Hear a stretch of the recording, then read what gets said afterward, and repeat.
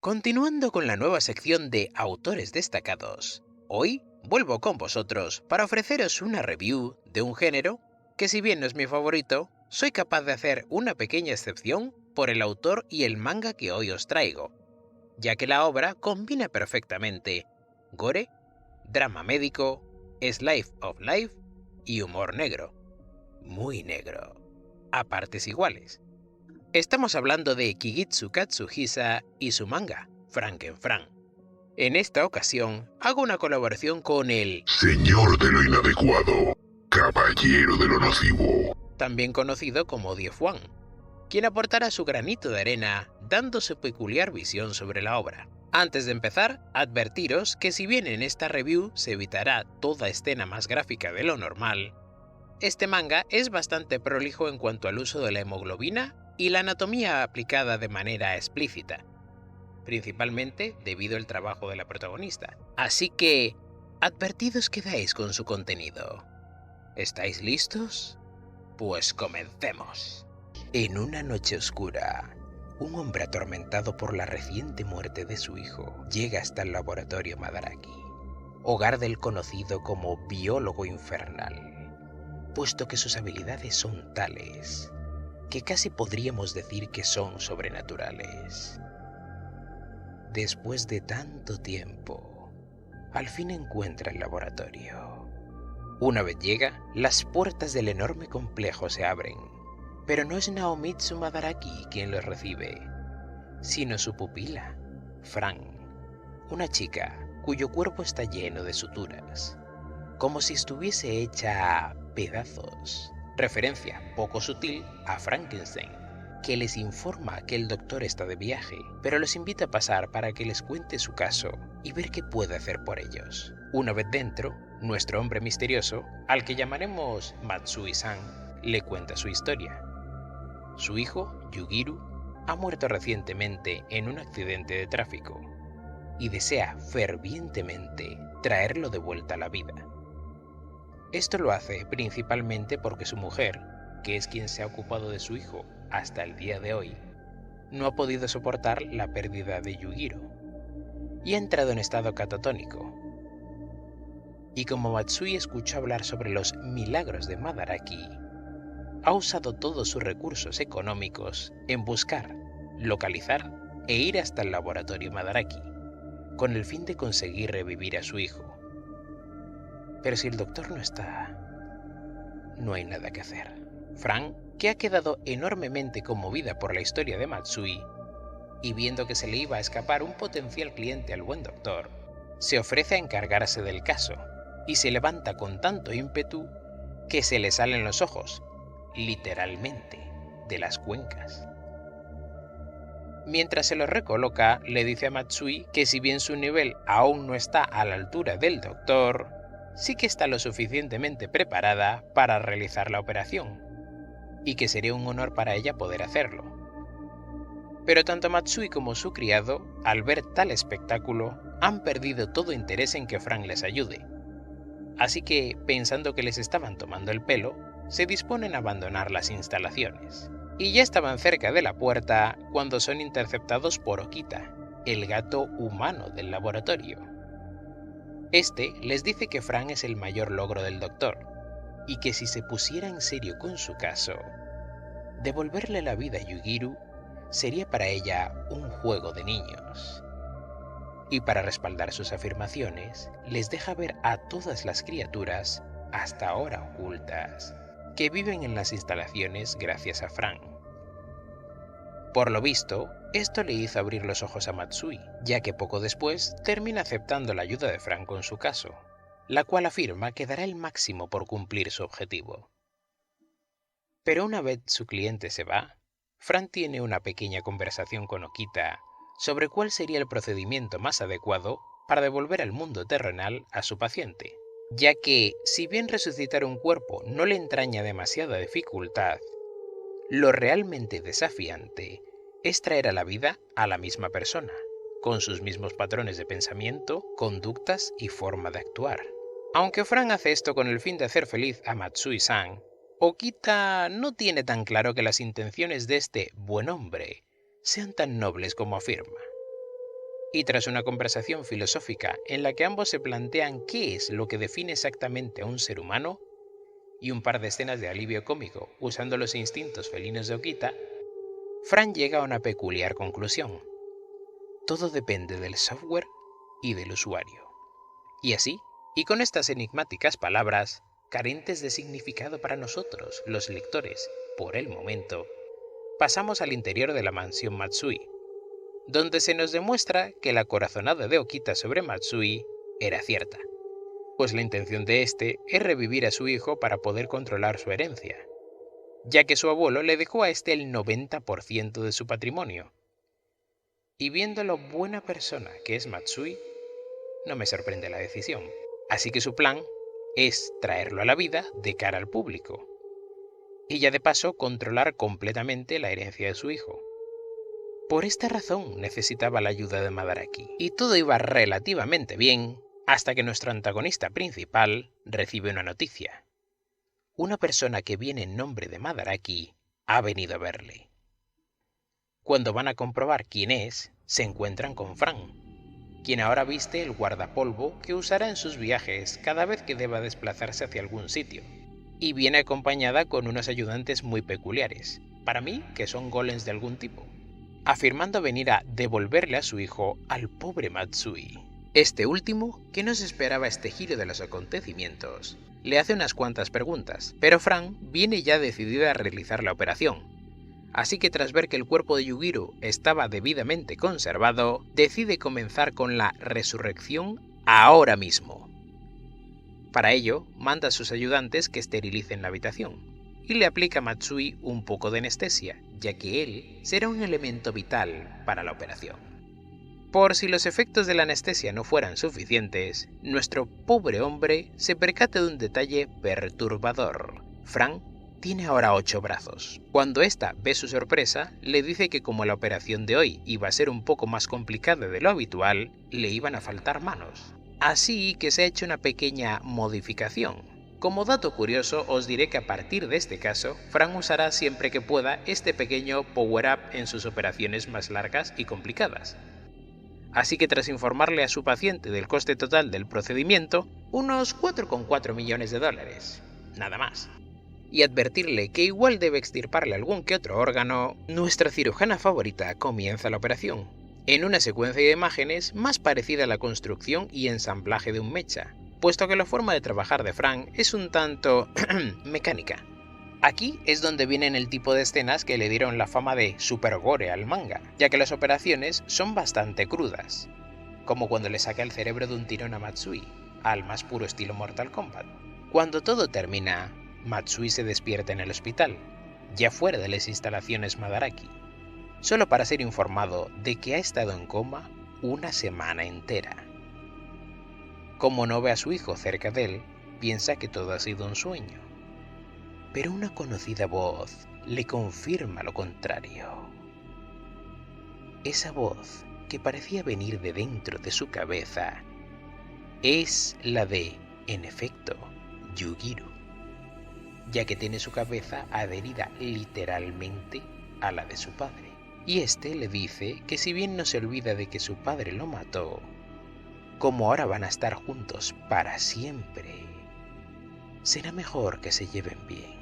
Y tras esta terrible escena, el manga pasa nuevamente a las instalaciones Madaraki, donde Fran y Okita están repasando la operación y cómo se realizó. ¿Recordáis la analogía que hizo Fran de que todo dependía del software y del usuario? Pues usando como base esta analogía, lo que hizo fue cablear ambos cerebros como si dos ordenadores se tratase, logrando, hasta cierto punto, que ambas personalidades coexistan dentro de un mismo cuerpo.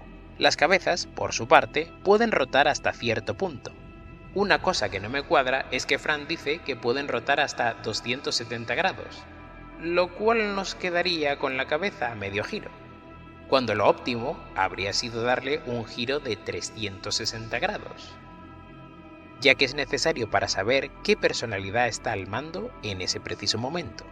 Y tras esta explicación, y otra rencilla cómica entre Okita y Fran, es que termina el primer capítulo de Frankenfran. A partir de aquí, cada caso será más estrambótico que el anterior, y poco a poco Fran irá ganando fama y prestigio, siempre en representación del Dr. Madaraki, mientras aguarda pacientemente su vuelta. Una vuelta que se irá extendiendo en el tiempo hasta el último número, donde nos aguarda cierta sorpresa, agradable para variar. Mientras, y a medida que Fran vaya realizando las operaciones, se nos introducirá a los otros personajes relacionados, de un modo u otro, con el laboratorio Madaraki. Así que conozcámoslos un poco mejor. Fran Madaraki, el mayor éxito del profesor Naomitsu Madaraki, y regente actual del laboratorio homónimo.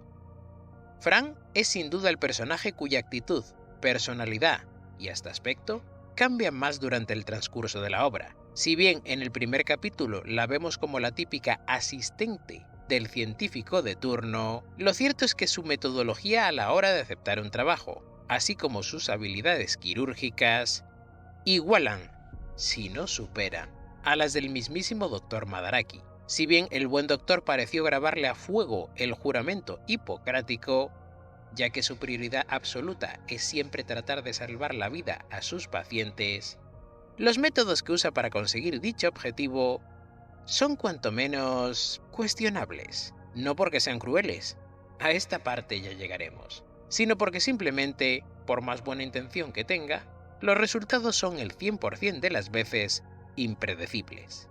El mejor ejemplo de esto lo tenemos precisamente en Cerebros, donde Fran se tragó totalmente el cuento que Matsui le contaba sobre cuántas ganas tenía de volver a ver a su hijo, aunque el mismo Okita le advirtiese una y otra vez que el asunto no le olía bien, y puso todo su empeño en conseguir el objetivo de su paciente.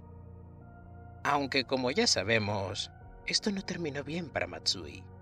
Similar situación se da en Chrysalis, la segunda historia, donde la joven Kaneda rechaza a Tajima, su obeso pretendiente, de una forma nada sutil. Y como si de un instant karma se tratase, un coche la arrolla, destrozándole las piernas, dejándola al borde de la muerte y contando con la única ayuda de Tajima y Fran. Esta, al ver el interés de Tajima por salvarle la vida, le pregunta si es su novia, y tras la enérgica y quizás algo desesperada afirmación de Tajima, decide ayudarlos a fin de que puedan estar juntos, usando en Kaneda una técnica experimental. La convertirá en una oruga para que, por medio de la metamorfosis, obtenga un cuerpo joven y sano de nuevo.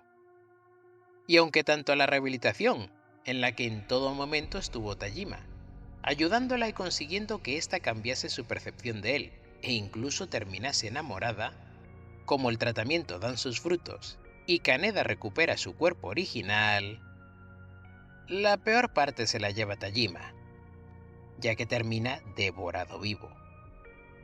Y en este caso también podremos apreciar la otra cara de Fran, y es que cuando se trata de recolectar órganos que le puedan servir para sus experimentos, cualquier fuente, accidente, asesinato, suicidio, le vale mientras los activos aún estén frescos. De hecho, su primera intención con Kaneda era comprobar qué órganos podía aprovechar, pero Tajima se interpuso, aplazando la recolecta.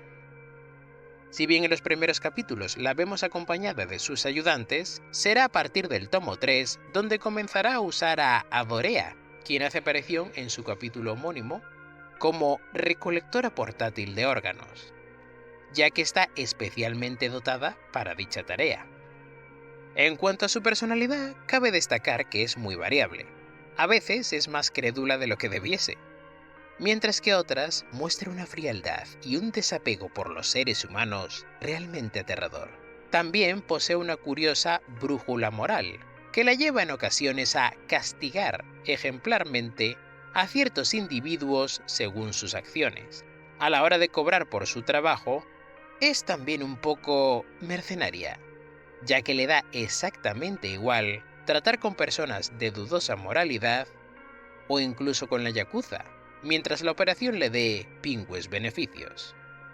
Esta actitud mercenaria del personaje llegaría a su fin en el tomo 4, donde se nota, y mucho, la mano de los editores de la Champion Red, revista donde se publicaron los 8 tomos de Frankenfrank, y también su drama CD, ya que la actitud de nuestra cirujana favorita cambia radicalmente, siendo ahora mucho más humana en el trato con sus pacientes, haciéndoles seguimientos y hasta operando gratis.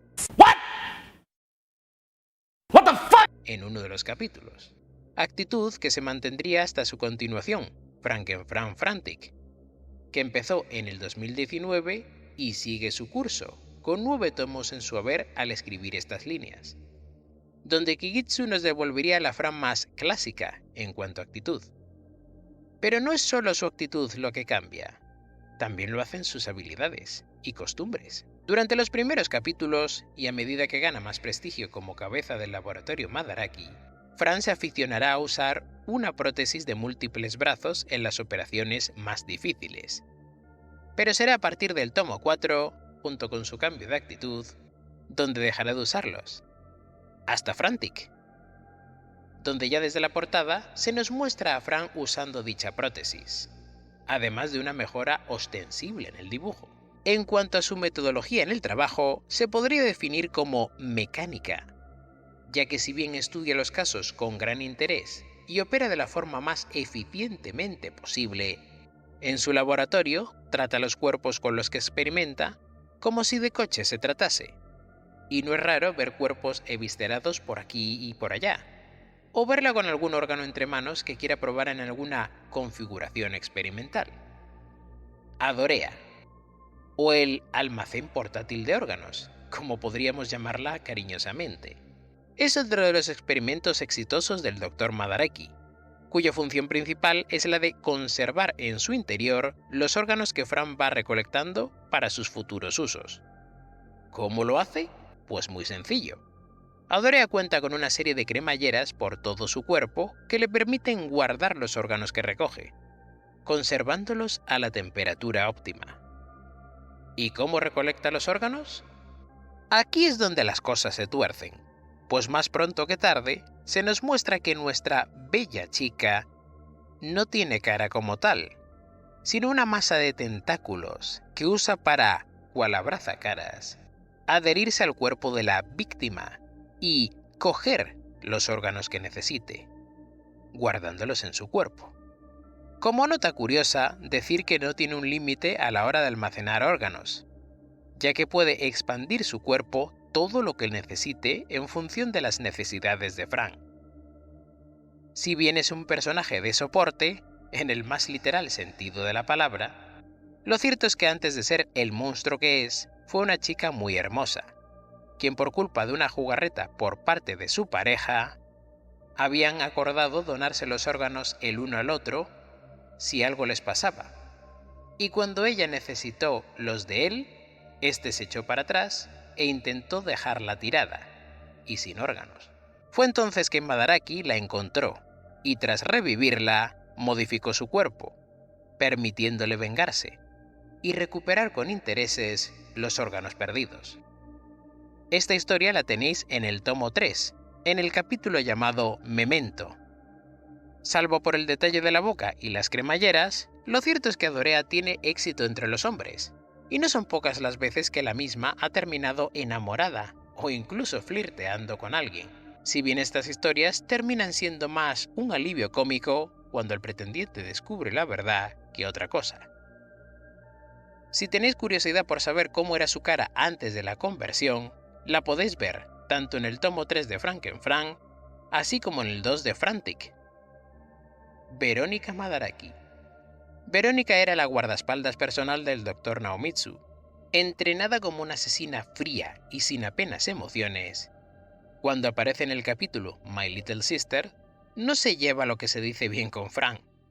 De hecho, ataca el laboratorio y casi mata, otra vez, a Fran, hasta que ésta le pone al corriente de la situación actual y Verónica decide quedarse con ella para protegerla. Verónica es otro de los personajes que más cambian durante la obra.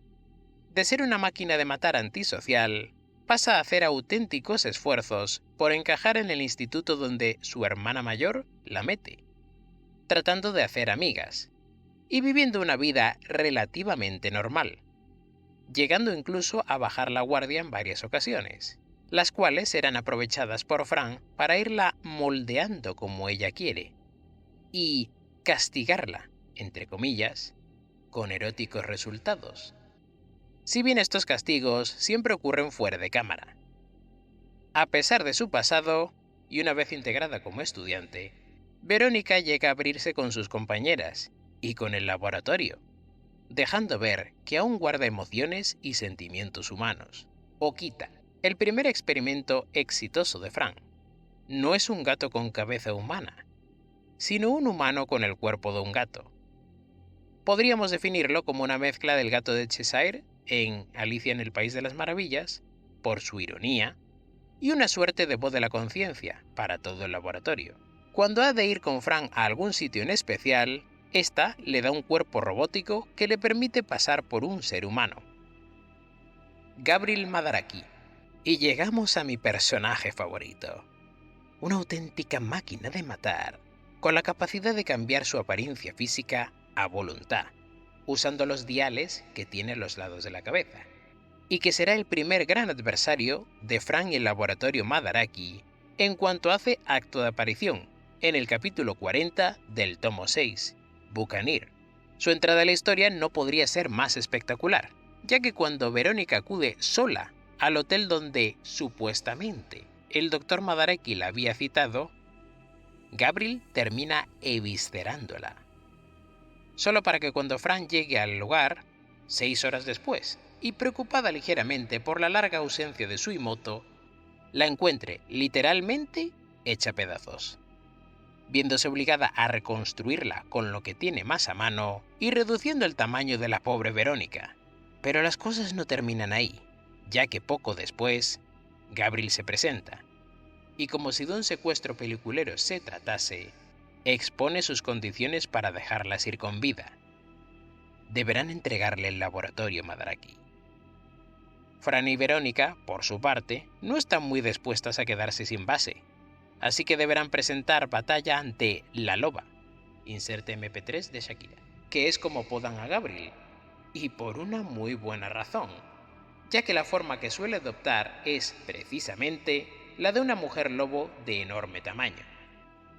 El resto del capítulo no os lo contaré para no haceros spoiler, pero solo os diré que esta es la primera vez que Fran se ve tan superada por la situación que tiene la necesidad de partirse para escapar. Si bien en su primera aparición Gabriel hace gala de una ferocidad y agresividad realmente remarcables, y parece que no respeta a nada ni a nadie, especialmente a la ley, lo cierto es que sí que hay una persona a la que respeta, y a la que de hecho trata bastante bien, el profesor Amatsuka. A pesar de ser colega de Naomitsu, al cual Gabriel odia, es el encargado de hacerle los chequeos y el mantenimiento que nuestra loba favorita, como Transformer, no es coña. Esa es la definición que tiene, puesto que su habilidad le permite transformar su cuerpo entero a voluntad. Necesita. Si bien nunca se deja en claro exactamente cuántos años tiene, Amatsuka no se cansa de repetir en todas sus apariciones que ya ha sobrevivido a todos sus familiares, y que no le queda mucho. Gabriel, por su parte, siempre que lo ve, juega con esta idea, y suele preguntarle quién cree que morirá primero de los dos, aunque muy probablemente ella ya lo sabe, porque otra de sus características es tener un olfato muy desarrollado, llegando a detectar enfermedades o el tiempo de vida que le queda a una persona, razón por la cual lo trata de una manera mucho más humana que a los otros, llegando incluso a tomarse en serio las misiones que éste le encarga, como cuando Matsuka la envía como profesora sustituta a un instituto conflictivo, donde finalmente no solo es aceptada y respetada entre sus alumnos, sino que la experiencia termina gustándole tanto como para quedarse como docente. Este cambio de aires es lo que hace que Gabriel se humanice poco a poco, hasta llegar incluso a poder tratar con Fran y Verónica de forma normal. En Frantic, de hecho, hay un capítulo donde busca la ayuda de su hermana, Fran, para salvar a un grupo de personas a las que había comenzado a apreciar, dándonos una redención de personaje muy bien llevada. Y ahora que ya conocemos a los personajes, pasemos a la obra en sí. ¿Cuál es su mensaje? ¿por qué es tan famosa por ser ultra gore? Para esto os voy a dar mi opinión y Diefuen nos ofrecerá la suya también, para que podáis tener dos puntos de vista de la misma obra. Yo la definiría como un trama médico con toques de slice of life, un poco de gore y mucho humor negro, cuyo mensaje principal es que, si bien existen los monstruos, estos sin duda son los seres humanos. La gran mayoría de los pacientes, o más bien clientes, que acuden a buscar la ayuda de Frank, excepto un par de excepciones, son personas de una catadura moral más que dudosa. Desde Matsui hasta una viuda que quería mantenerse siempre joven y que no dudaba un instante en sacrificar a cuantas jóvenes fuese necesario para conseguirlo. Sí, una Elizabeth Bathory en potencia. En general, los personajes muestran cuán ruin, mezquino, egoísta y monstruoso puede llegar a ser el ser humano a fin de conseguir sus objetivos. Por eso mismo es que Frank sirve a través de sus operaciones de una suerte de juez moral, ya que si bien la mitad de las operaciones son a petición del interesado, otras veces sirven como castigo del mismo, impartiendo una suerte de justicia que dota la obra de un toque muy interesante. En el terreno del dibujo, cabe señalar que el trazo y diseño de personajes de Kigitsu es irregular, muy irregular.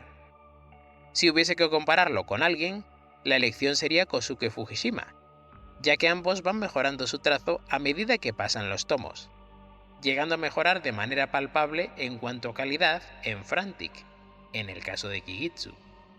Así que no os dejéis llevar solo por el irregular dibujo del tomo 1, pues luego la cosa mejora ostensiblemente. Y ahora hablemos un poco del manga en sí, su segunda parte y su edición. Frankenfrank es un manga del ya lejanísimo año 2006, que fue publicado en la revista Champion Red, la misma que tras su finalización ofreció un drama CD, que serviría como un extra del tomo 8, en la que podremos encontrar 5 audios, los cuales son Prólogo, Chrysalis, My Little Sister, o lo que es lo mismo, la primera aparición de Verónica, Last, o sea, Lujuria, y Epílogo. Todo ello en perfecto japonés, por lo que si queréis escucharlo, aparte de buscarlo en YouTube, tenéis que tener un dominio del japonés nivel ++ para poder hacerlo. Eso sí, es una auténtica delicia poder escuchar la voz de Frank, Verónica y los demás personajes. Y ahora hablemos un poco del contenido del manga y de su peculiar censura por parte de Champion Red. Hace unos años, cuando yo lo descubrí, cada vez que ponías Frankenfrank en Google, solo te salían las escenas de las operaciones de Frank, por lo cual te lo vendían como una serie muy macabra y muy gore. Y si bien es cierto que cuenta con esos dos puntos, también lo es que estos elementos están justificados, no solo por la profesión de Frank, sino por el tipo de ambiente en el que se mueve y la gente que acude a ella. Además, como ya se ha mencionado, el manga también tiene su dosis de humor negro, y una vez has visto un par de operaciones, terminas acostumbrado, por lo que no es tampoco un material como para traumatizarse. Para terminar, os hablaré de la pequeña censura del manga. ¿Recordáis que os comenté que el carácter y las motivaciones monetarias de Frank cambian a partir del tomo 4? Pues básicamente esto pasó por presión editorial, ya que el cambio en el tono general es tan abrupto y repentino que cuesta creer que Kigitsu lo hiciese por propia voluntad, ya que también se eliminaron varios gags recurrentes, como cuando a Frank se le cae algún ojo o brazo debido a su suturada naturaleza. Y esta sospecha se nos confirma en Frantic, ya que tanto Verónica como Frank vuelven a su yo anterior al tomo 4, prótesis multibrazos para Frank incluida, pues sale desde la portada del número 1. Estos 13 años que tardó el manga en volver, también le dieron a Kigitsu más libertad creativa en la Champion Red, puesto que ahora los casos son aún más explícitos en cuanto a gore, mucho más serios, e incluso se llegan a tocar algún que otro tema difícil de digerir, excepto para los más experimentados, que ya le tenemos cogido el gusto. Además de, como ya os he dicho, una mejora palpable en el dibujo. Si pensáis acercaros a este peculiar universo, os recomiendo que empecéis por Frankenfrank. Y si podéis lo hagáis por la versión digital de Seven Seas, que son 8 €, ya que la versión física en Omnibus, de segunda mano por cierto, tiene un precio por tomo realmente abusivo, como podéis apreciar. Puede que no salga barato, pero seguro que os cunde más y contaréis con las ilustraciones ocultas que llevaba cada tomo individual bajo sus sobrecubiertas. En fin, si queréis acercaros a uno de los mejores trabajos de este autor, Frankenfrank es vuestra obra. Y ahora sí, doy paso a Diefuan y a su particular visión de la misma. Antes que nada, quisiera dar un agradecimiento por la invitación para hablar de este manga en particular. Espero que disfruten del video. Es curioso que una vez que dejamos de lado las escenas más bizarras del manga, que sí, son una buena parte de la experiencia, mucho de ello alimentado por la protagonista que, detrás de esa imagen que puede inspirar cierta inocencia, esta misma característica la hace tener una visión un tanto retorcida del mundo. Pese a no tener malas intenciones como si de un villano se tratase, es a través de esta extraña visión del mundo que tiene el personaje que conseguimos los tan poco previsibles resultados que sus experimentos acarrean para los momentos finales de cada una de las historias que nos van contando, donde los finales felices pueden serlo desde una perspectiva oscura y con gala de cierto humor negro. Una clara muestra de ello es el primer tomo del manga, donde un personaje llega con una petición particular: revivir a su hijo, quien murió en un extraño accidente y que cuyo relato de su partida causa cierta sospecha en uno de los asistentes gatos de Fran. Entonces, ella, sabiendo que regresar a la vida a este individuo no será una tarea precisamente fácil, involucrando ciertos datos médicos como el hecho de que este ya lleva tiempo muerto, por lo que revivirlo equivaldría a perder parte de lo que este fue en vida, así que, solución sencilla, utilizar al padre como una fuente de poder alterna para el cerebro de su hijo, dándole al tipo lo que quería, pero del mismo modo irónico, castigándolo por sus malas intenciones detrás de este deseo de traer de vuelta a su hijo. Me explico, el padre, más que extrañar al chico, fue el responsable de su muerte, esto con motivo de poder quedarse con la herencia que el abuelo del muchacho le había dejado, pero al no poder hacer gran cosa de forma legal, la idea que tenía era revivir al chico para tenerlo más como marioneta y hacer uso de su futura fortuna, por lo que la solución prestada por Fran es una que le da lo que buscaba a cambio de ser atormentado por su hijo, que sabe quién fue el responsable de su muerte. El precio por las cosas que queremos a veces es demasiado alto. Y este es el tema central que se mantiene a lo largo de la historia, en algunos casos tan extremo como en el primer tomo, pero en otras ocasiones en menor densidad, como el caso del capítulo 4, donde después de hacerle un cambio estético a una de sus compañeras, Fran es buscada por una gran cantidad de estudiantes con el propósito de modificarse el cuerpo a como les gustaría ser, ya sea estar más delgados, más altos, tener los ojos más abiertos, o bueno, tener el rostro lleno de picos por alguna razón, mostrándonos no solo la preocupación que el físico puede provocar en los jóvenes, incluso en adultos, sino que debido a estos complejos personales, las personas pueden llevar a cabo decisiones poco pensadas o egoístas que a largo plazo quizá no deseaban tanto. Esto notablemente con el último cuadro de esta aventura, donde los chicos comienzan a arrepentirse de algunos de los cambios que se hicieron, y donde los rostros de algunos de ellos se ven insatisfechos. Lo curioso de este capítulo es que a mi parecer es uno de los que tiene los finales más felices dentro del primer tomo del manga, un final bizarro pero feliz al fin y al cabo, donde el amor triunfa por sobre todas las cosas. Frankenfrank, dentro de lo particular que puede sonar su historia, se mantiene fiel a la idea del precio a pagar por las cosas que queremos, haciéndolo de un modo bastante extremo, con experimentos médicos dignos de pesadillas, pero que con base a ello, la idea queda clara y me remite a la siguiente frase: a veces lo que queremos no es lo que necesitamos. Con esto hago hincapié en que muchas de las tragedias que ocurren al final de cada capítulo son responsabilidad del que deseaba con anhelo enfermizo que las cosas fuesen de un modo en especial, sin tener en cuenta los deseos de los demás, o incluso sin tener en cuenta la propia naturaleza y sus designios, siendo Fran en este sentido una herramienta para obtener los deseos de otros, sin dejar de ser ella misma un individuo, pero que debido a esa inocencia un tanto deformada, hace las cosas del modo en que ella suele pensar que es mejor, a veces dando resultados más agradables o a veces no tanto, donde los resultados más felices son producto de peticiones que tienen que ver con el bienestar del otro, más que con la promesa de cumplir un deseo personal. Un manga bastante recomendable. Y con esto terminamos esta review especial, no sin antes agradecerle enormemente a Diefuan su colaboración, ya que siempre es bueno contar con un experto en este tipo de géneros, ya sea en películas o como en este caso manga. Espero que este primer collab, de muchos, os haya gustado. Y ya sabéis, dadle like, suscribíos a mi canal y al de Diefuan, compartidlo y Nos vemos en la siguiente review.